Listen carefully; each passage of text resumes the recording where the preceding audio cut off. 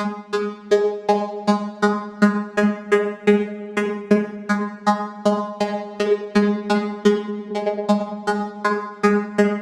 ne pouvait voler à cette vitesse qu'à condition d'avoir un moteur plus puissant que ceux fabriqués sur Terre. D'une certaine façon, c'était la preuve qu'on était confronté à une technologie extraterrestre. L'armée de l'air, qui se fie au témoignage des deux pilotes, est obligée d'envisager l'incroyable. Depuis 1948, des équipages civils et militaires ont été témoins de milliers de manifestations similaires.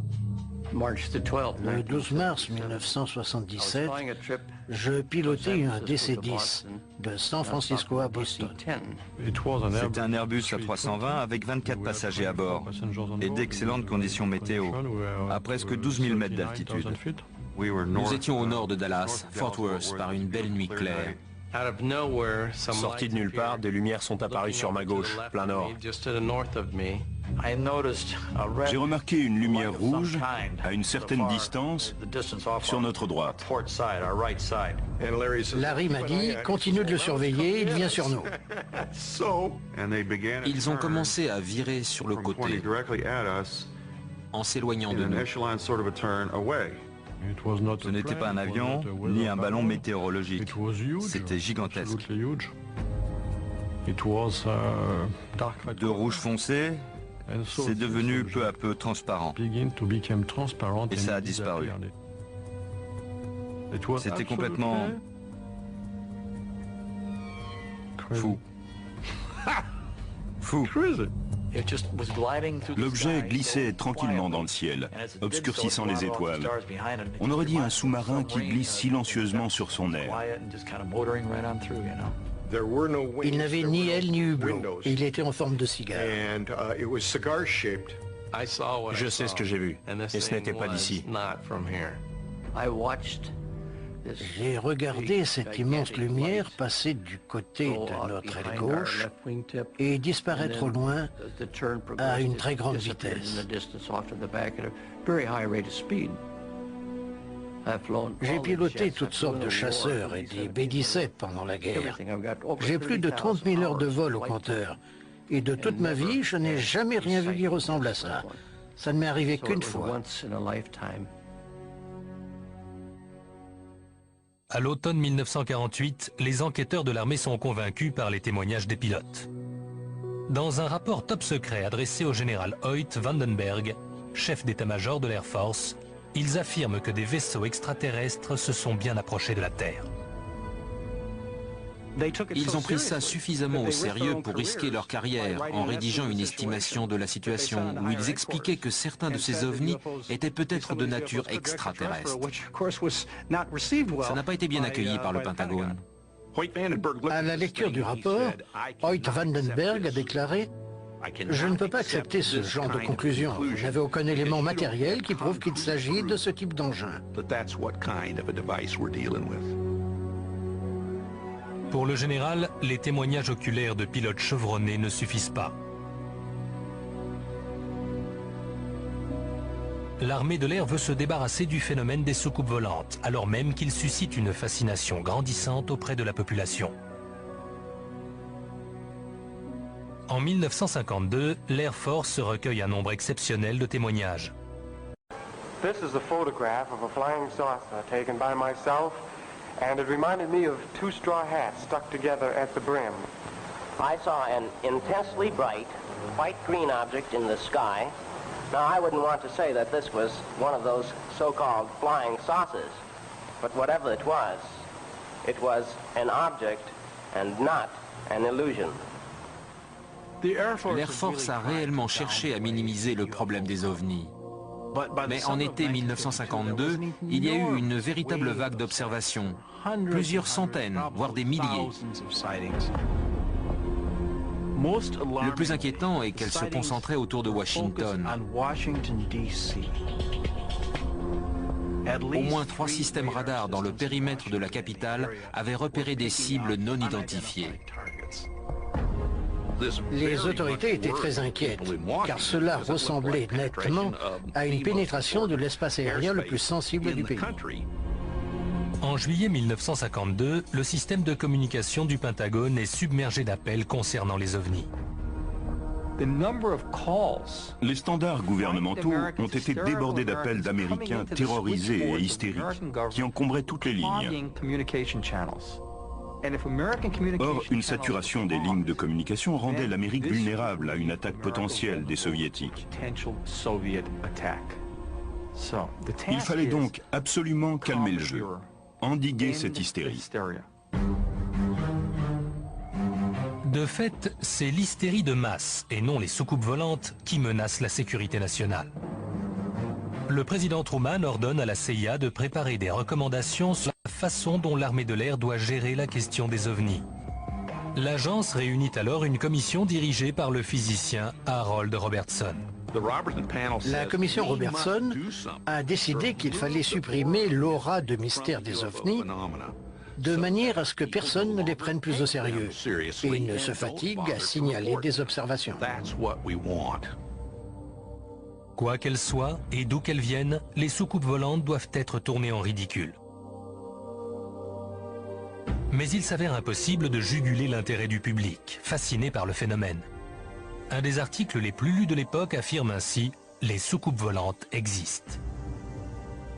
Quant au magazine Life, une des publications les plus respectées en Amérique, il publie même des photos. Just a minute, ladies and gentlemen, I think something is happening. Puis, le cinéma s'empare du phénomène. Le jour où la Terre s'arrêta. This could be the beginning of the end for the human race. La guerre des mondes. Meteors are the often ridiculed flying saucers, are in reality the flaming vanguard of the invasion from Mars. Flying saucers have invaded our planet. Washington, London. Les soucoupes volantes attaquent. The whole world is under attack. Can it survive? Le gouvernement est incapable d'endiguer l'engouement du public pour un phénomène aussi curieux. They're pulling us up. Prisoners hurtling through endless space. Aujourd'hui, si l'on demande à l'armée de l'air de parler des ovnis, elle vous répondra que rien ne prouve qu'il s'agit d'engins extraterrestres, témoins d'une technologie supérieure à la nôtre. Et elle vous renverra à l'étude qu'elle-même a menée pendant 22 ans, le projet Blue Book.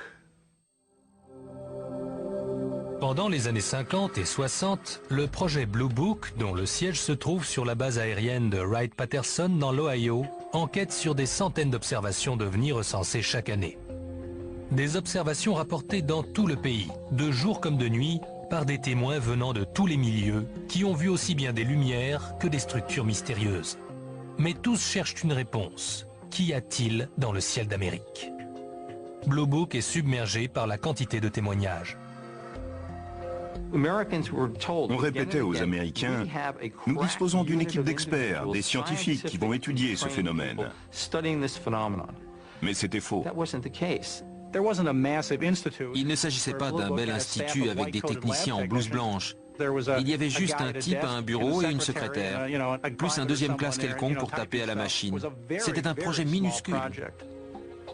Le colonel Robert Friend a été le directeur de Blue Book de 1958 à 1963.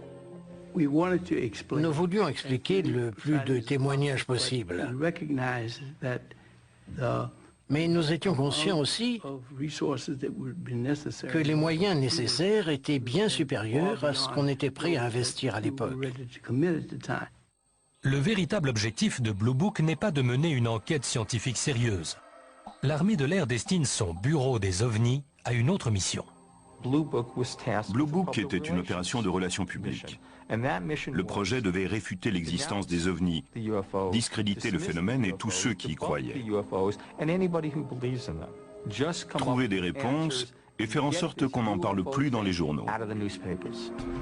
La meilleure façon de faire disparaître les ovnis des journaux et de l'esprit du public est de marteler qu'ils ne sont rien d'autre que des ballons météorologiques, des phénomènes atmosphériques rares, une étoile à l'horizon ou toute autre explication plus ou moins probable.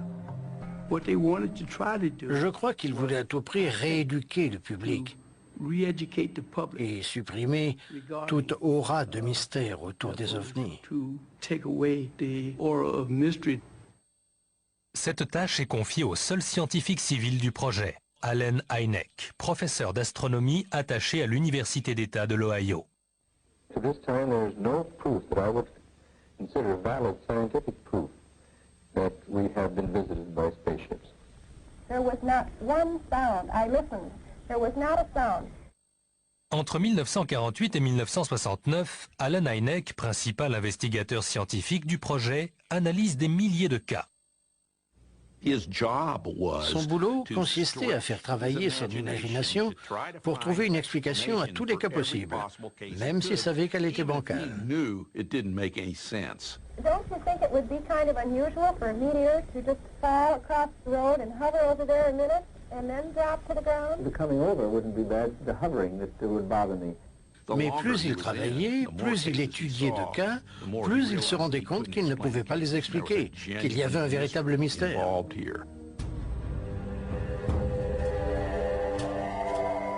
En pleine guerre froide, dans les zones désertes du nord des États-Unis, l'armée de l'air maintient des missiles balistiques et des bombardiers B-52 en alerte permanente.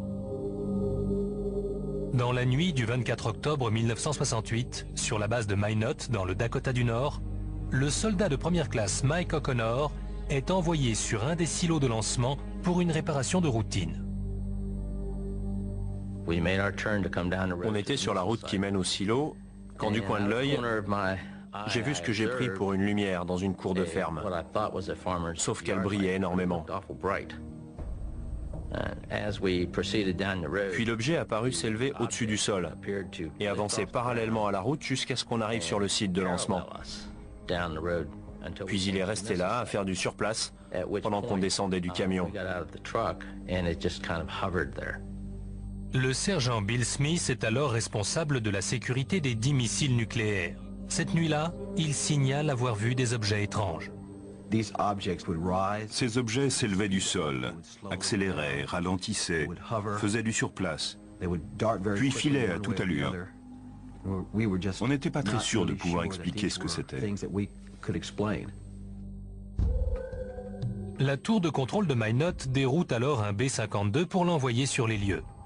Le capitaine Brad Runyon est le copilote de l'appareil. Le contrôleur aérien nous a demandé d'aller faire un tour sur cette zone pour chercher quelque chose. Curieux, je lui ai dit, on cherche quoi? Il m'a répondu, vous le saurez si vous trouvez. Soudain, le navigateur du bombardier, le capitaine Patrick McCaslin, identifie un objet sur son écran radar. J'ai vu un écho, faible un coup, brillant le suivant. C'était un gros objet sur notre droite, à 3 heures, à 5 km environ. J'ai demandé au navigateur radar de déclencher la caméra pour suivre ce qu'on voyait sur l'écran. Ces images de l'écran radar montrent le mystérieux objet volant en formation avec le B-52. Ce machin montait en même temps que nous et maintenait le même cap, ce qui était inhabituel.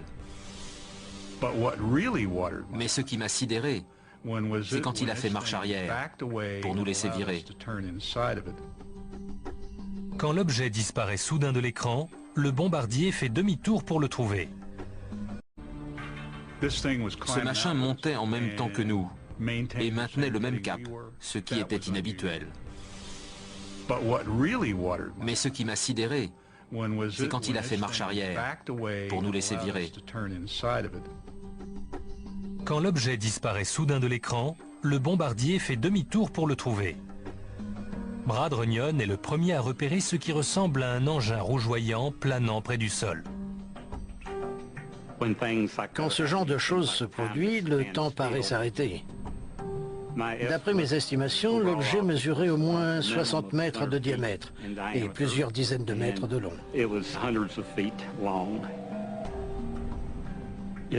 On voyait un cylindre métallique fixé à une partie en forme de croissant.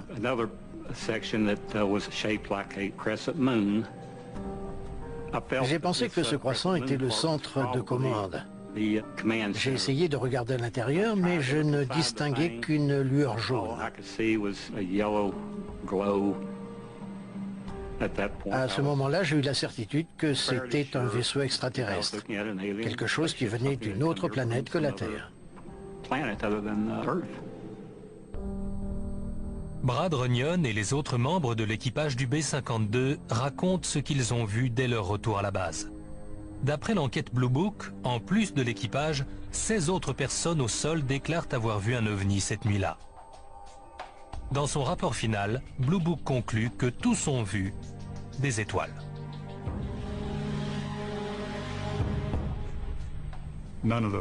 Ce n'est pas une étoile que ces pilotes ont vue. Je connais ces hommes et leur formation. Je sais combien d'étoiles ils ont pu voir au cours de leur carrière.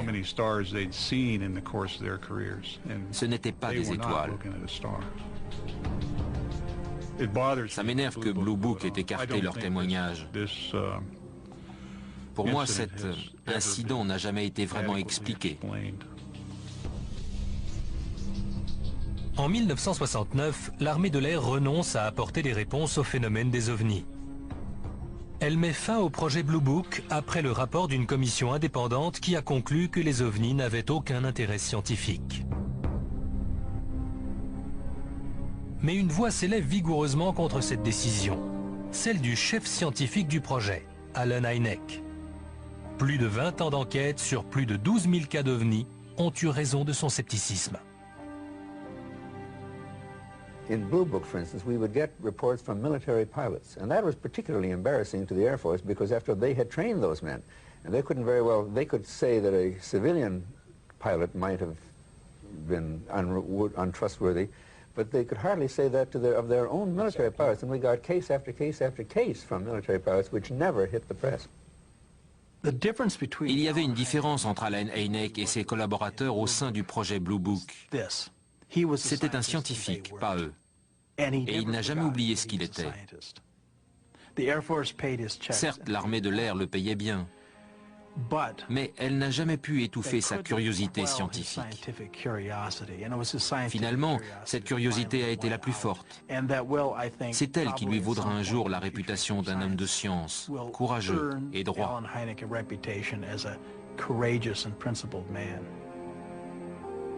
Jusqu'à la fin de ses jours, Alan Hynek va continuer d'enquêter et de réclamer une investigation scientifique sérieuse sur le phénomène des ovnis. Mais la plupart de ses collègues ont toujours rejeté son avis. Alan Hynek n'est pas parvenu à intéresser la communauté scientifique aux ovnis en raison de la nature des indices et des preuves.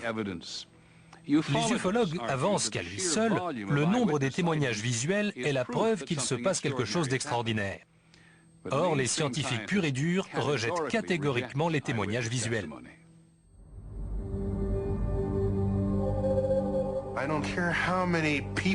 Peu importe combien de gens prétendent avoir vu quelque chose, des lumières dans le ciel. En tant que scientifique, j'ai besoin de choses plus solides que des témoignages visuels. Car même s'ils sont parfaitement recevables devant un tribunal, pour la science, il reste l'argument le moins fiable qui soit. Que ce soit l'ancien président Jimmy Carter, qui pense avoir vu un ovni, comme il l'a dit, ou un fermier dans son champ, c'est pareil. On a tous des yeux, des oreilles et un cerveau qui perçoit les choses. Aucun de ces témoignages n'est solide, parce qu'un témoin oculaire n'est jamais fiable quand il raconte ce qu'il a vu.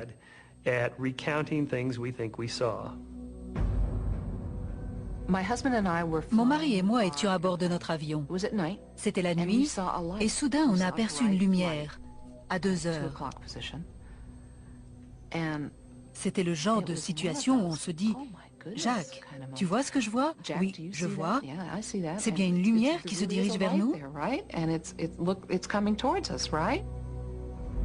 Je savais qu'elle était là. Je la voyais. À ce moment-là, on s'est regardé. Impossible, pas nous. On n'est pas en train de voir un ovni, nous, les sceptiques. Mais regarde, c'est bien là. Et puis les nuages qu'on n'avait même pas remarqués se sont déchirés.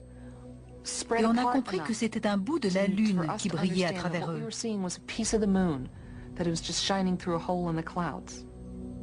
Les apparences sont souvent trompeuses. Pour les scientifiques, voir n'est pas croire. Seules des preuves tangibles peuvent étayer l'hypothèse qui veut que des extraterrestres nous rendent visite. Mais ils croient que la vie existe ailleurs que sur Terre et ont passé des décennies à en chercher des indices.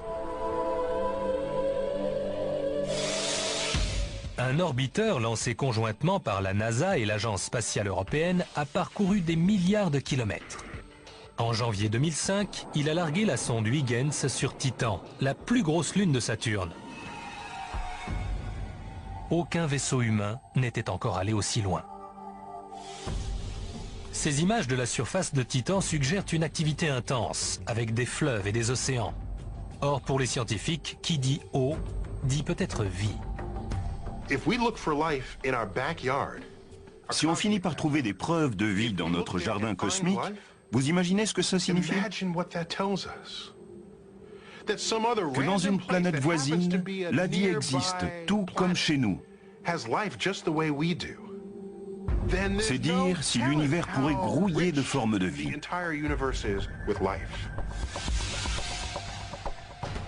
Même si on n'en a encore aucune preuve, pour les chercheurs, c'est une certitude. Rien que dans notre Voie lactée, on dénombre plus de 100 milliards d'étoiles. Et il y a plus de 50 ou 100 milliards de galaxies dans l'univers. Multipliez ces deux chiffres et vous obtenez le chiffre 1 suivi de 21 zéros, le nombre d'étoiles dans le cosmos. Alors penser que nous sommes seuls est d'un égocentrisme inexcusable. Quelque part parmi les milliards d'étoiles de notre galaxie ou les milliards d'autres galaxies, il doit y avoir d'autres planètes comme la Terre, où la vie est présente.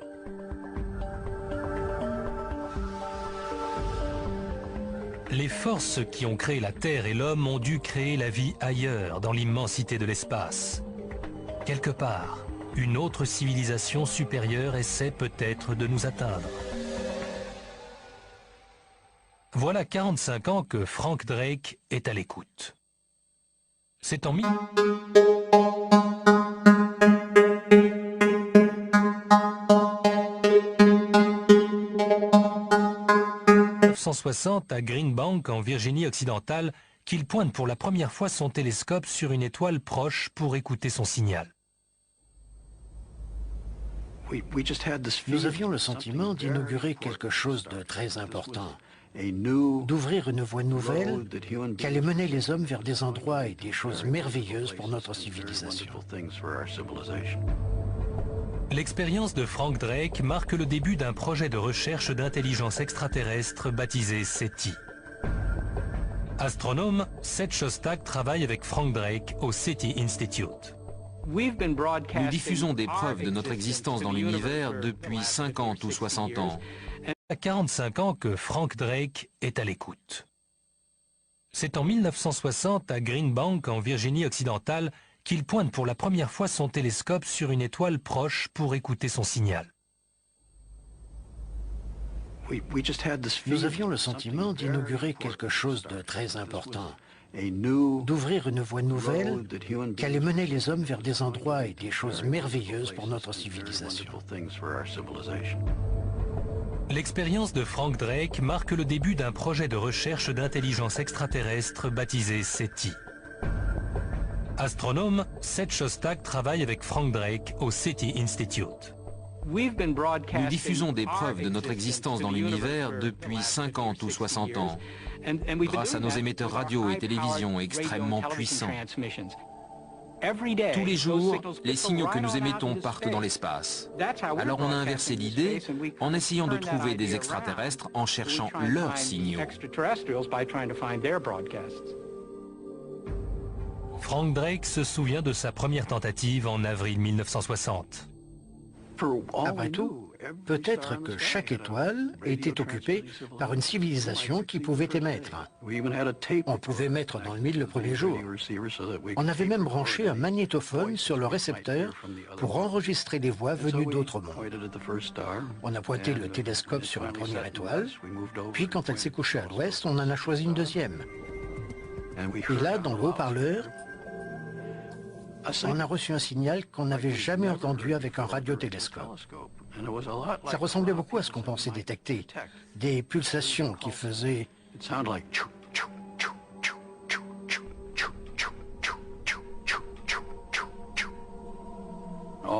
On avait le cœur qui battait. On était peut-être en train de vivre un des plus grands moments de notre histoire. Mais le signal s'avère n'être rien d'autre que le bruit d'un avion en vol. Quand on détecte ce genre de signal d'apparence extraterrestre, on ressent une émotion très particulière que j'aimerais bien revivre. Plus de 40 ans plus tard, le vœu de Frank Drake n'a toujours pas été exaucé. Jill Tarter est aussi astronome au SETI. Il est difficile d'estimer les chances de succès du projet. Mais si on ne cherche pas, elles sont égales à 0. Alors on a tout intérêt à chercher. 7,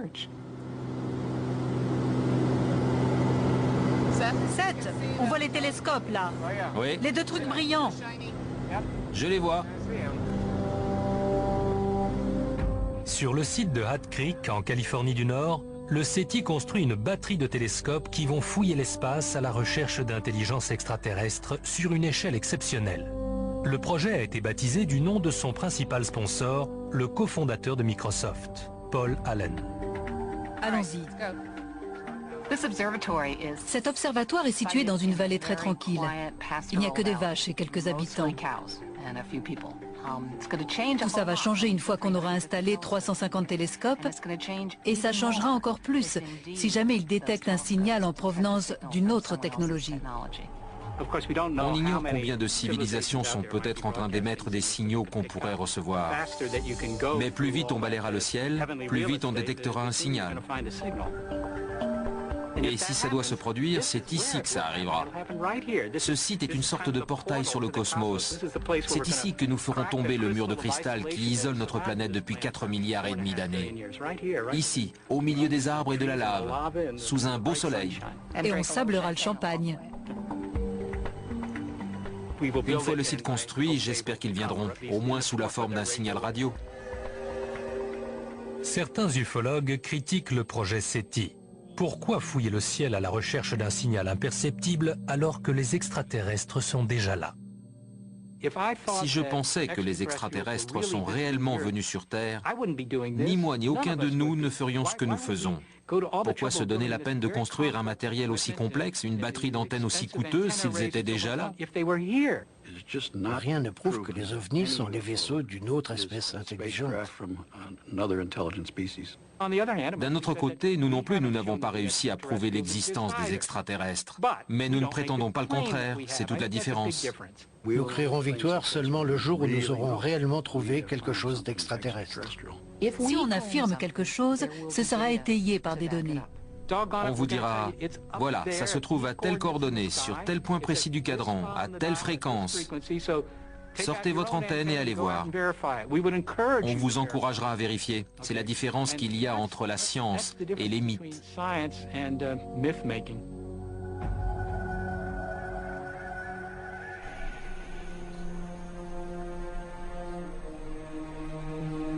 Parmi les gens persuadés que la Terre a reçu la visite de vaisseaux extraterrestres, beaucoup considèrent cette propriété isolée du Nouveau-Mexique comme une terre sainte. C'est ici qu'en été 1947, on aurait fait une des plus grandes découvertes de l'histoire de l'humanité. Le Saint Graal de l'ufologie, des preuves tangibles de l'existence d'une vie extraterrestre.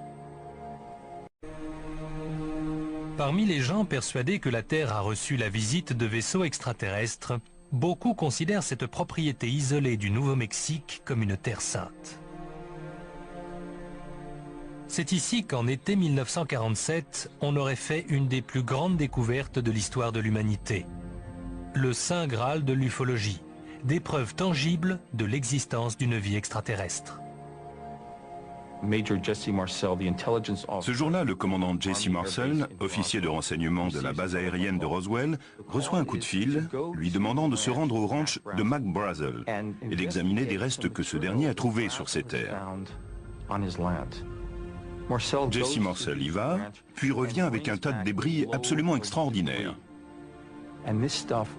Il est alors convaincu que ce qu'il a rapporté est d'origine extraterrestre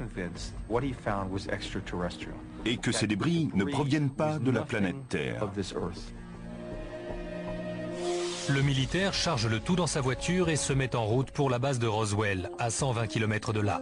En chemin, il s'arrête chez lui pour montrer sa trouvaille à sa femme et son fils de 11 ans, Jesse Jr. Il nous a réveillés, ma mère et moi, en nous disant « Il faut que vous voyiez ça ». Je m'en souviens comme si c'était hier. Les débris les plus curieux étaient les poutrelles en forme de I, des structures dont la face interne portait des signes d'un rose violacé. Ça ressemblait à des symboles géométriques, c'était très impressionnant. Quand on voit ce genre de choses, même à 11 ans, ça vous marque à vie. Le commandant Jesse Marcel arrive à la base de Roswell de bonne heure au matin du 8 juillet. À midi, le responsable de la base, le colonel William Blanchard, diffuse un communiqué de presse affirmant que les restes retrouvés par Marcel sont ceux d'une soucoupe volante. Headline edition, July 8, 1947. The Army Air Forces has announced that a flying disc has been found and is now in the possession of the Army. Army officers say the missile has been inspected at Roswell, New Mexico, and sent to Wright Field, Ohio, for further inspection. Russia has demanded... Ça a suscité un intérêt énorme. Il suffit de consulter les journaux de l'époque. La nouvelle avait fait tous les gros titres nationaux. Les gens étaient à la fois très excités et très inquiets. Pendant un bref moment de l'histoire, Roswell, au Nouveau-Mexique, peut s'enorgueillir d'être la seule ville du monde où l'on ait trouvé la preuve que notre planète a reçu la visite d'un vaisseau spatial. Mais cela ne dure guère. Le lendemain a lieu une conférence organisée par le général Roger Ramey qui déclare « Nous n'avons pas récupéré les débris d'une soucoupe volante, mais d'un ballon météorologique ». Les journaux titrent « Le général Ramey vide la soucoupe de Roswell » et l'armée de l'air réduit la découverte du commandant Marcel à un inoffensif ballon météorologique. Le public a tout gobé. Ça se passait juste après la Seconde Guerre mondiale. La plupart des gens faisaient confiance au gouvernement. Ils ne doutaient pas que c'était la vérité. Idem pour la presse. Rares sont ceux qui ont douté. Ça s'est fini comme ça. Pendant 30 ans, plus personne ne parle de l'événement. Et l'histoire de Jesse Marcel n'aurait peut-être jamais ressurgi sans un ufologue du nom de Stanton Friedman. Je m'y suis intéressé en 1978. Je me trouvais alors dans un studio de télévision à Baton Rouge, en Louisiane. Quand brusquement, le directeur me dit « Tiens, vous devriez parler à Jesse Marcel. Il a manipulé les débris d'une de ces soucoupes qui vous intéressent tant, à l'époque où il était dans l'armée. » Quoi ? Stanton Friedman retrouve l'ancien militaire en retraite à Houma, en Louisiane, où il est réparateur de téléviseurs. Et en effet, il a des choses à dire. Je n'en revenais pas de la quantité de débris. Ils étaient dispersés sur une zone immense. On a retrouvé entre autres un morceau de métal de 45 cm sur une soixantaine de large, qu'on n'est jamais arrivé à plier ni à cabosser. La masse rebondissait dessus, ça ne venait pas de notre planète, j'en suis certain. Mon père en est arrivé à la conclusion qu'il ne fallait pas étouffer cette histoire, que les gens devaient connaître la vérité. Cela n'arrête pas pour autant Stanton Friedman et les autres défenseurs du mythe de Roswell. Le premier ouvrage sur Roswell sort en 1980. On y apprend que l'objet qui s'est écrasé était une soucoupe volante, mais qu'on n'avait rien pu prouver parce que le gouvernement cachait les débris et avait tenté d'étouffer toute l'affaire. If there has been a UFO cover-up, it began in Roswell, New Mexico. A persistent rumor holds that the United States government has recovered and is concealing fragments of alien spacecraft. Fragments and more. C'est ressorti à un moment où le public était prêt à accepter la thèse d'une conspiration. Puis en 1989, l'émission Unsolved Mysteries a tourné une reconstitution des événements. Et là, ça a pris des proportions délirantes. This Air Force base here in Roswell, New Mexico, was the center of a controversy back in 1947 that over 40 years later still remains unsolved. Le récit de Jesse Marcel devient alors un véritable article de foi, ouvrant une brèche dans laquelle beaucoup s'engouffrent. You think there was a government cover-up? There's no question about that, not only about this case, but lots of other UFO cases. After investigating for their new book, Kevin Randall and Don Schmidt are convinced it was a military cover-up. On assiste à un défilé de nouveaux témoins avides de notoriété qui évoquent les activités secrètes du gouvernement et les cadavres d'extraterrestres découverts dans l'épave. The small nose, eyes like this. About how tall? About 5'3", 5'4", some of the tallest, I think. Are you saying that extraterrestrials were found in Roswell? Yes. Dead? Dead extraterrestrials were found, no question about it. This is an incredible story. Quelle histoire incroyable. Des extraterrestres, le gouvernement fédéral, de l'intimidation. C'est un best-seller garanti. Les gens qui défendaient la thèse de Roswell ont compris qu'il tenait une mine d'or, qu'il y avait beaucoup d'argent à gagner. Mais pour qu'un livre se vende, il faut y aller à fond dans le grandiose et dans l'exagération. D'où cette escalade dans le sensationnel. En 1998, la chaîne Fox Television diffuse ce qu'elle prétend être un film découvert récemment, montrant l'autopsie d'un extraterrestre à Roswell. Plus de 20 millions de téléspectateurs le regardent. Et puis, il y a X-Files. This is a photo of a UFO that reportedly crashed in Roswell, New Mexico in 1947. L'histoire controversée de Jesse Marcel occupe désormais le prime time. In Roswell, they captured aliens from the spacecraft wreckage. They salvaged various alien technology from them, and from their databanks, they learned of the alien plan to recolonize the Earth. Des dizaines d'années après la chute d'un objet près de Roswell, cette petite ville du Nouveau-Mexique décroche le gros lot. Peu importe qu'il n'y ait pas l'ombre d'une preuve pour étayer la thèse d'un accident de soucoupe volante. Peu importe qu'aucun témoin crédible n'ait vu le corps des extraterrestres. Lors du 50e anniversaire de l'accident présumé, dans un sondage CNN publié dans le magazine Time, 65% d'Américains déclarent croire cette histoire, ou plutôt ce mythe. Des foules entières viennent visiter le site où la vérité sur les soucoupes volantes et les extraterrestres a éclaté. Quant aux étranges débris... Bonsoir, mesdames et messieurs. En 1994 et 1997, dans des rapports intitulés « L'incident Roswell » et « Affaire résolue », l'armée de l'air apporte une explication. Nous sommes persuadés qu'une fois digéré par le public, ce compte-rendu mettra un point final à l'incident de Roswell. Les conclusions du premier rapport ne laissent planer aucun doute. Les débris récupérés en juillet 1947 étaient ceux d'un projet de recherche conjoint de l'armée et de l'armée de l'air, alors classé top secret, le projet Mogul. Le projet Mogul était tellement secret qu'il était classé au même niveau de sécurité que le projet de fabrication de la bombe atomique. Ces trains de ballons et leurs instruments, qui avaient pour mission de détecter les essais nucléaires soviétiques, étaient particulièrement grands, près de 200 mètres de long. Or, en 1947, ils ne ressemblaient à rien d'autre. En épluchant les rapports concernant ce projet, je suis tombé sur la description des éléments utilisés. Ballons météorologiques, cibles radar en aluminium dont les supports portaient de drôles de petites inscriptions en rouge et en violet. Puis j'ai examiné les descriptions des débris qu'on avait retrouvés. Tout concordait. L'ironie de cette histoire est que le mystère de Roswell, qu'on avait tenté d'étouffer, est né justement d'une volonté de dissimuler un véritable projet. Tout ce qu'il y a de plus terre à terre. Aujourd'hui encore, nombreux sont les Américains qui rejettent les explications de l'armée, persuadé que le gouvernement n'a pas renoncé à étouffer l'affaire.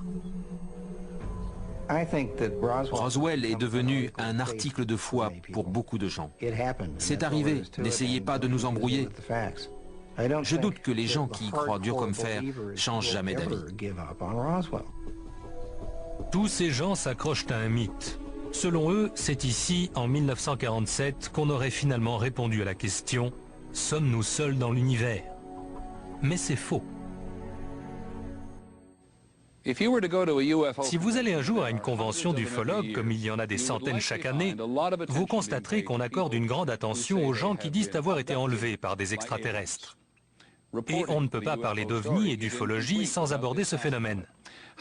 Cependant, en entendant les témoignages qui vont suivre, n'oubliez pas ceci.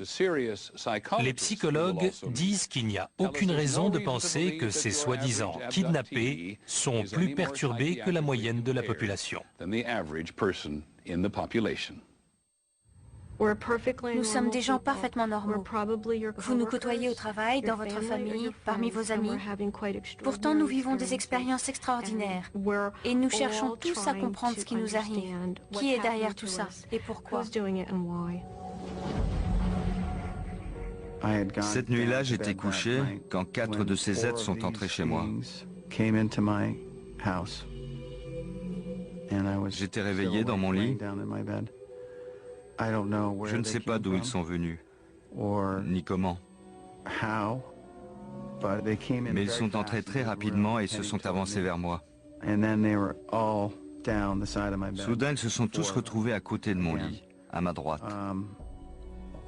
Je me suis tourné vers eux.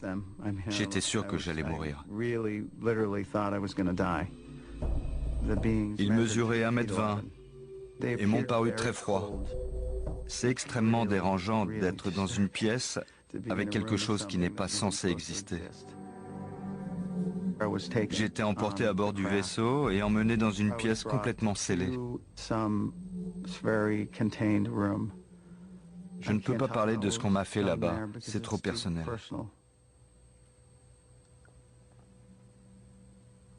C'est incroyable. Ils sont dans ma chambre. Ils sont dans la chambre. Ils sont tous les deux à ma gauche. Deux à gauche. Ils sont de nouveau là, à ma gauche. Ils sont là.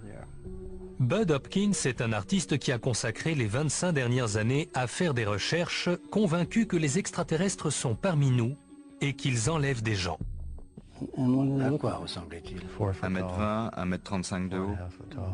Il consigne les récits de gens emmenés à bord de vaisseaux spatiaux puis ramenés sur Terre avec un souvenir confus ou inexistant de cette expérience. Je suis incapable de bouger.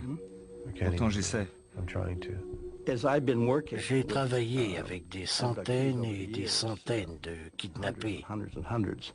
Et il ne fait aucun doute que ça dure depuis des années. Peut-être pas aussi fréquemment que ces derniers temps. Mais avant, on ne savait à qui raconter cela. La majorité des gens ont l'impression que ça n'a pas pu leur arriver.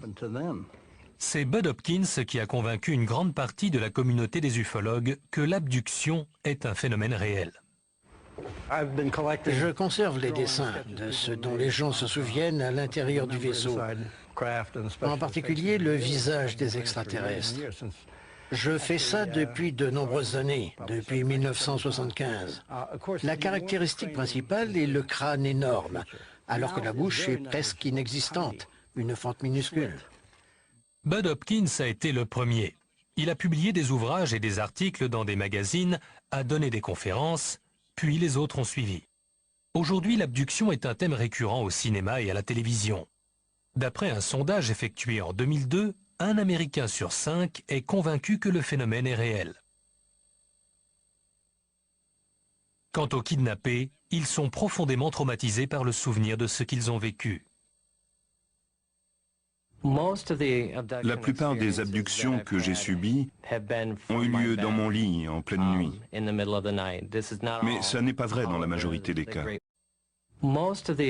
La plupart des abductions que j'ai subies ont eu lieu dans mon lit en pleine nuit. Mais ça n'est pas vrai dans la majorité des cas. Je suis couchée et j'éprouve une sensation de peur. Il y a quelque chose dans la pièce et je ne peux plus bouger. Je ne pouvais plus bouger la tête sur le côté, mais en regardant vers le pied du lit, j'ai vu des gens. Je vois des yeux qui me traversent. Et ensuite, je ne me rappelle plus rien. Et je me réveille le lendemain matin.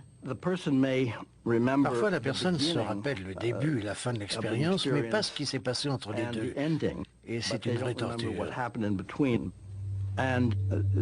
Alors, ils viennent me voir et on entame le travail de recherche. Le plus souvent, Bud Hopkins a recours à l'hypnose, une façon pour lui de mettre la personne en relation avec les souvenirs qu'elle aurait refoulés. Installez-vous confortablement, détendez-vous. L'hypnose peut s'avérer très utile. Quand un individu est détendu, on arrive à éliminer les sensations parasites et à obtenir un souvenir net de ce qui s'est passé. Vous êtes dans votre lit. 1, c'était il y a longtemps, veuillez retourner. 2, vous y êtes presque. 3. Il me regarde très attentivement. Je dis « il », mais je ne sais pas. Une des choses qui a attiré mon attention dès le départ, c'est la similitude entre tous ces cas, les mêmes détails qui revenaient toujours. Grâce à la régression sous hypnose, je me suis rendu compte qu'il y avait un vaisseau spatial d'une trentaine de mètres de long à gauche de ma maison. Un extraterrestre en est descendu et s'est retrouvé à côté de mon lit. Il tend la main, je tends la mienne. Sa peau est toute parcheminée, très sèche au toucher. Et puis je ne me rappelle plus comment, mais on flotte dans les airs. Ils m'ont amené devant une créature tellement horrible que je ne pourrai jamais l'effacer de ma mémoire. Elle mesurait plus de 2 mètres de haut. Très grand, très mince, effrayant, parfois presque comme un insecte. Ça me terrifie. Je me retrouve dans une pièce, allongée sur un brancard, et cette créature, je ne sais pas comment le dire, elle m'écarte les jambes. Il m'enfile une espèce de suspensoire auquel est fixé un tube rattaché à une machine et il m'extrait du sperme. Je ne sais pas comment. Ensuite, la femme amène un bébé et me le tend. Immédiatement, je sais que c'est le mien. Je dis, c'est mon bébé. Mais elle me le reprend et dit, non, il est à nous. 5, vous commencez à vous réveiller. 4, vous vous réveillez. 3, vous y êtes presque. 2, 1, vous êtes réveillé. Je suis content qu'on l'ait fait. On ne savait pas tout ça. Non. Bud étudie tout cela depuis très longtemps. J'apprécie beaucoup la compréhension dont il fait preuve et l'aide qu'il apporte aux gens. C'est un homme bon. Mais la compétence de Bud Hopkins dans l'hypnose est contestée par les psychologues. Rien ne prouve que l'hypnose peut aider à retrouver des souvenirs, ni que les souvenirs éventuellement retrouvés soient précis. Sous hypnose, on a la sensation que l'expérience est vraie. On accorde du crédit à ce qui remonte. Or, la plupart du temps, c'est un pur produit de l'imagination et de la suggestion. Comme d'autres psychologues et chercheurs à l'université de Harvard qui ont travaillé avec des kidnappés, le docteur Susan Clancy pense qu'un trouble du sommeil assez répandu explique la majorité des cas d'abduction. Quand on leur demande de raconter le début de leur expérience, les sujets interrogés décrivent quelque chose qui ressemble étrangement à la paralysie du sommeil. Voilà comment ça se passe. On se réveille, généralement en pleine nuit, on est terrifié, paralysé, submergé par un sentiment de peur. Certains disent sentir une présence, quelque chose qui se trouve dans la chambre. D'autres voient des formes ou des lumières. Ça arrive très souvent. Au cours d'un épisode de ce genre, la personne sort d'une phase de mouvement oculaire rapide ou de sommeil paradoxal, qui correspond aux périodes de rêve. Pendant cette phase, tout le corps est paralysé, et heureusement, car sinon on vivrait ses rêves.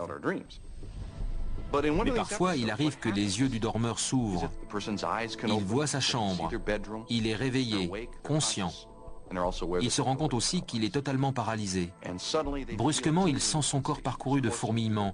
Il voit des éclairs lumineux, il entend des bruits et sent comme une présence dans la pièce. Si on ignore ce que c'est, ça peut être très angoissant.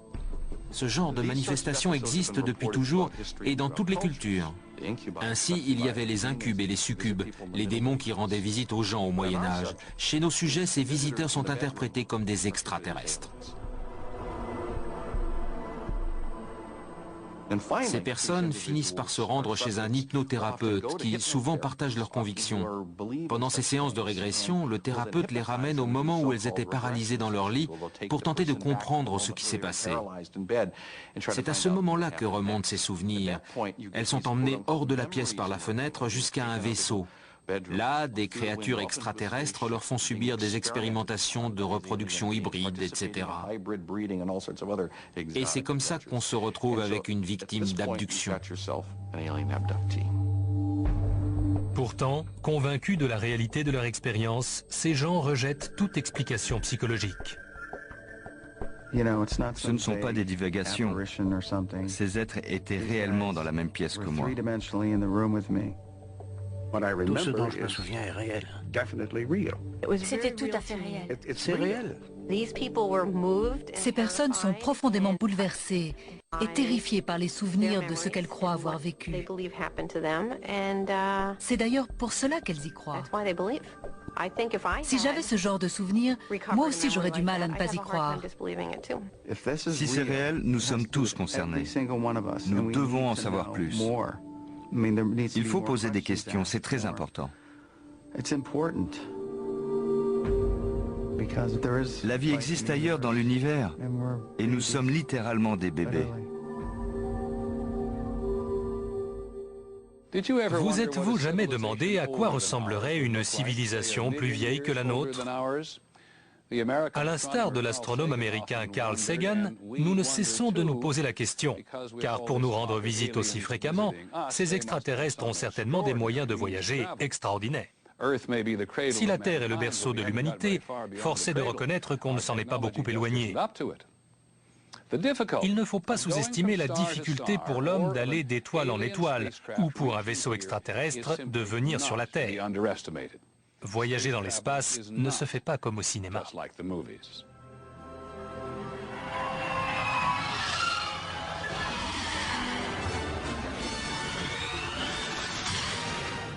Tous les amateurs de cinéma s'imaginent sûrement que pour voyager dans l'espace, il suffit d'avoir des cristaux de dilithium ou de demander à Scotty de descendre en salle des machines.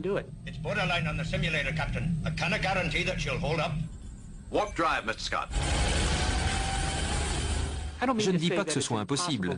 Ça ne va pas à l'encontre des lois de la physique. Mais il ne faut pas sous-estimer la difficulté de la chose sous prétexte qu'on le voit faire tous les soirs à la télé. To seek out new life and new civilizations. To boldly go where no one has gone before. Ça va au-delà du simple problème technologique. Il ne s'agit pas seulement de construire une fusée meilleure. Les distances sont tellement vastes, les besoins en énergie sont tellement énormes qu'il serait extrêmement difficile de voyager d'une étoile à l'autre. C'est une loi scientifique posée par Einstein. Rien ne voyage plus vite que la vitesse de la lumière, soit 299 792 458 mètres par seconde. Or, l'objet le plus rapide construit par l'homme fonce à 17 702 mètres par seconde. Il faudrait 73 000 ans à la sonde voyageur pour atteindre l'étoile la plus proche. Sur le plan scientifique, on a une règle. Il faut être vivant à la fin de l'expérience. Alors si on doit se lancer dans une expédition dans l'espace, il faudra aller plus vite que sa propre durée de vie. L'idée de transporter des gens, comme le pensent certains, vers d'autres systèmes planétaires, au-delà de notre système solaire, est totalement irréaliste.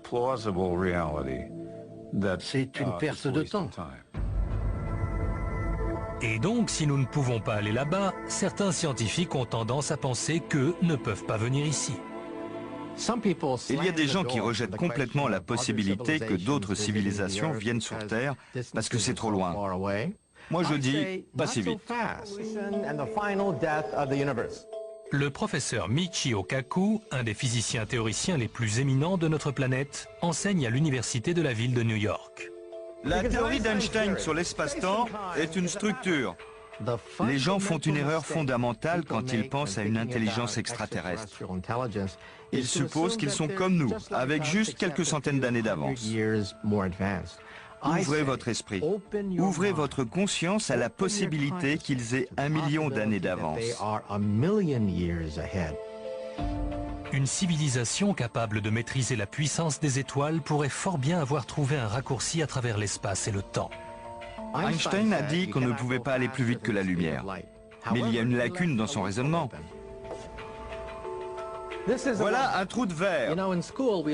À l'école, on a appris que la ligne droite est le plus court chemin entre deux points. En réalité, ce n'est pas vrai. Si vous pliez cette feuille de papier et vous y faites un trou, vous allez comprendre que le trou de verre est le plus court chemin entre deux points. Seules les civilisations qui ont des millions d'années d'avance sur la nôtre et qui maîtrisent la puissance de milliards de systèmes stellaires ont la capacité d'ouvrir peut-être des passages entre l'espace et le temps et de voyager à travers des portails, parcourant ainsi des distances énormes en un clin d'œil. Peut-être est-ce le moyen pour qu'un véhicule extraterrestre franchisse l'immensité de l'espace. On ne peut pas rejeter la possibilité que certaines observations d'OVNI correspondent en réalité à des objets créés par une civilisation supérieure, qui se trouverait très loin dans l'espace et qui aurait peut-être des millions d'années d'avance sur le plan technologique. On ne peut pas écarter cette hypothèse.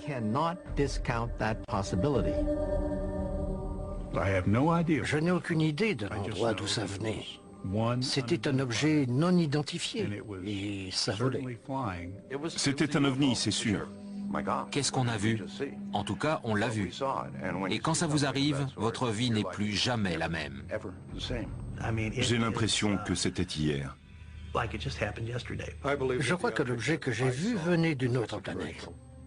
Vous ne dormez plus. Vous n'arrêtez pas de penser, qu'est-ce que c'était? D'où cela venait-il? Quand est-ce arrivé? Je n'en sais rien. Mais j'aimerais bien. Quand on examine la poignée de cas qu'on ne peut pas expliquer, je trouve que ça vaut la peine de faire des recherches scientifiques. Il n'y a peut-être rien là-bas. Mais s'il y a une chance infime qu'il existe quelque chose susceptible de changer le cours de l'histoire de l'humanité, il faut chercher. Au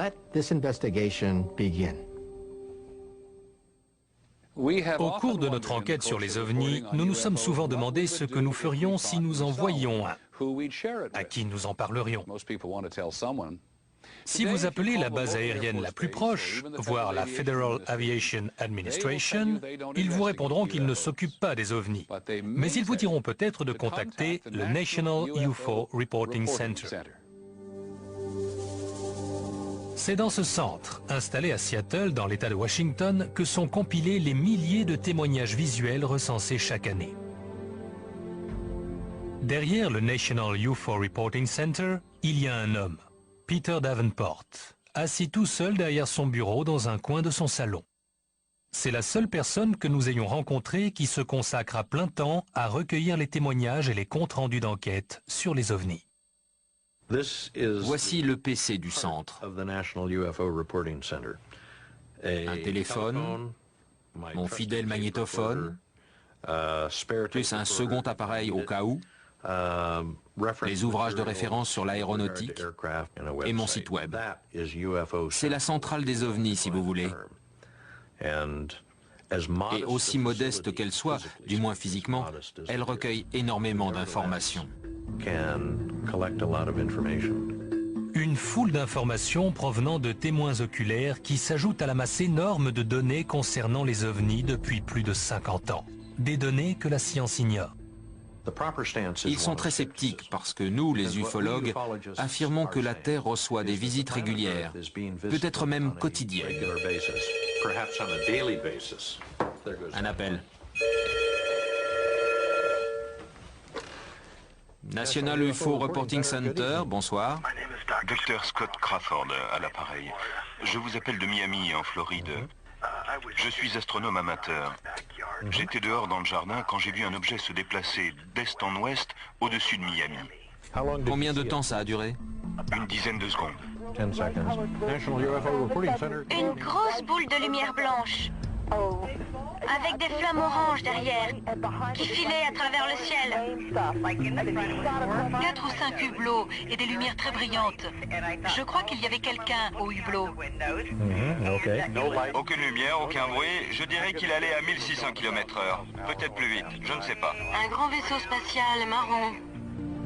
Plus de 50 ans après que Kenneth Arnold a vu les premières soucoupes volantes, seuls Peter Davenport et quelques autres enquêtent sur ce mystère. Il a changé de direction 2 fois. Tous les jours, 7 jours par semaine, Peter Davenport parle avec les gens, des dizaines parfois, qui ont vu un objet dans le ciel. Des gens pour qui à présent, voir, c'est croire. Merci beaucoup, bonsoir. Wow, ça c'est intéressant. Nous espérons toujours trouver la pépite qui assiera définitivement notre position. C'est-à-dire le fait que ces objets qu'on appelle des ovnis rendent bien visite à notre planète. La pépite, la preuve qui permettra enfin à l'ufologue d'être plus que l'ombre de la science, celle qui convaincra les sceptiques que les ovnis sont plus que de simples lumières dans le ciel.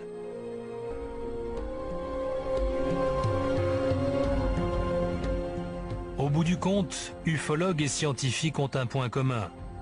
Tous rêvent du jour où nous entrerons en contact avec des extraterrestres. Car seul ce contact résoudra le mystère.